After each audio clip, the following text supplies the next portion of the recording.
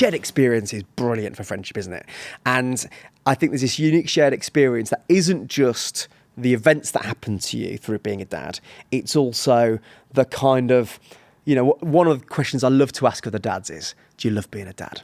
And I think I've had one mate went, not really, but most of us, when asked that question, go, yeah, it's amazing. But actually there's something deeply that happens emotionally for us with being a dad that enables us to kind of say, what about that is for you? What is it about that for you? Tell me about that. And most people actually open up into quite a depth of conversation there. But also, I think one of the things, a friend of mine talks about the levels of conversation you have.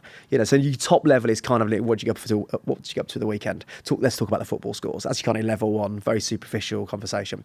Then there's kind of level two of conversation, where we begin to talk about what we love, what we hate, a bit more kind of more value stuff. Let's talk about this issue in the news.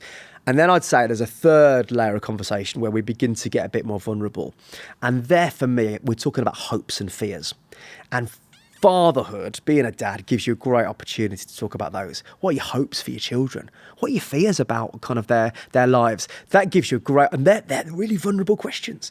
And actually unpacking some of those and why we feel those and giving those the opportunity to connect on that level, that could be really helpful for dads. And actually it can be quite a natural way in to a depth of conversation. Whereas, when we were talking with Lindsay about looking each other in the eye and go, how are you doing?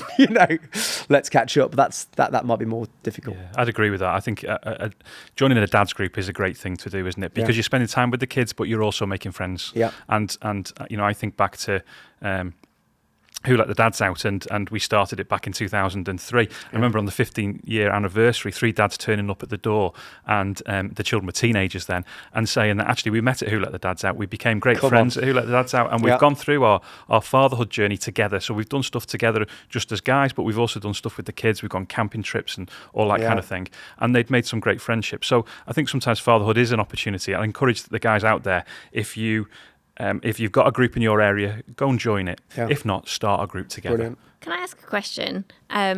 Phil, your book is called The Best of Friends, and you talked about your best mate. But as dads, would you say you have a best friend, or is that still a bit like primary school? Like, it's quite awkward, isn't it, to say you've got a best friend? What would your answers be to that? Desi mates.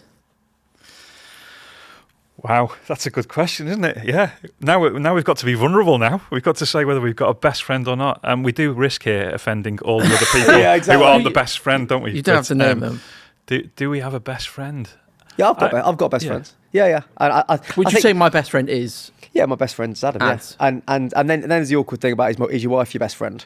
I did a seminar recently on friendship, and this couple came up really nervously at the end, and they said, you've been talking about friendship. We're each other's best friends. Is that okay? And I'm like, if I said no, I think it would have broken their hearts. But I said, you're good, crack on. Yeah. So I think I think it depends on the dynamics of friendships. To be honest, some people do, some people don't. I think the most important thing is you've got some kind of inner circle, somewhere between 1 and 5 friends who you are tight with, and they're more than just mates. I would say a guy, Sam, like, he's my oldest friend, and when we were kids, I think we would have said best friends, but I don't think we would use that terminology perhaps these days. Whereas I've got other friends who I actually see far more of, and who will also just be very close friends. But I don't think I've actually been able to say, like, oh yes, so and so is my best friend. If Instagram's anything to go by, I have more acquaintances on Instagram who say things like lunch with my Bezzy, and none of them are ever men. BFF. I can say that much. Stephen, do you have some questions for Phil? Yeah, I do actually. So every episode, I do a bit of a quick fire list of questions that I give very little thought to. I mean, I wrote this list of questions not 5 minutes before we started recording. However, I think it just tests our guest and also gives us a bit of insight into who you are. So this is the quick fire round, all right? You ready, Phil? Let's go. Yeah. Okay. What is your least favourite Australian mammal? Kangaroo. It sounded like you'd already thought about that. I don't know why that's so instantly funny. If I offered you something from Greg's, what would you have? Sausage roll.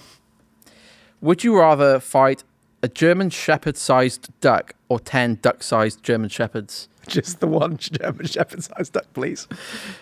Baby Shark on repeat for an hour or a live performance of Let It Go for 2 hours? Oh, the shorter one. Okay.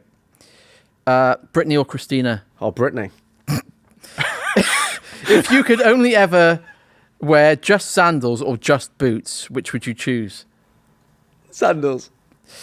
What friend of your wife's is least tolerable? Oh, for goodness sake.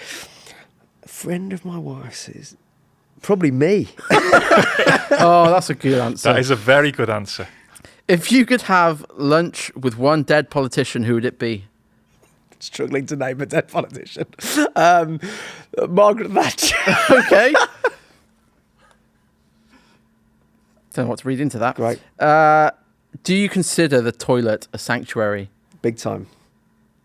Yeah. Wonderful. There's a joke in our house about needs strong reading material for the toilet, to the extent that now my 10-year-old goes to the toilet with a book. It's absolutely fantastic. Yeah, he's learned from his dad. Super If there's nothing reoccurring. else I've passed on, he now takes entertainment to the toilet. That seems to be a guy thing. I don't know a single woman who doesn't say my husband or partner spends an extraordinarily large amount of time in the toilet. I don't know why that is. Yeah. I don't know is that true for you, Mark? No, that is true for me. Yeah. It's thinking time for me. Snap. Yeah. Thinking time. I'm just impressed with how Phil navigated those questions, because that was expertly done. You did a great job. Stephen's quickfire questions are very difficult to Nice. navigate. But I named the only dead politician I could think of. So, And I think the questions Yeah. probably say more about my psyche than they actually reveal about our guest for the day. I do have one question that occurred to me yesterday, and I don't really know. It's quite a hard one, but moving back into the kind of the depths of the friendship stuff, I was reading a book a couple of years ago. I think it was during one of the lockdowns, and it was this 800-page book on Lincoln called Team of Rivals. Really, really good book. And something Is he a struck. dead politician? Yeah, he is. Yeah, I'd love to have a meal with Lincoln. But one of the things I found really, really fascinating was there's lots of little excerpts of journals and things of that nature where Lincoln would talk about a friend, and you'd see, and there'd be, journal entries of the friend talking about Lincoln, and letters they would send each other that spoke with real deep affection and an honesty about the level of appreciation for each other. Like things like, "You're one of my dearest and most beloved friends," things of that nature. And what struck me when I was reading that book was, I can't imagine speaking to one of my friends like that.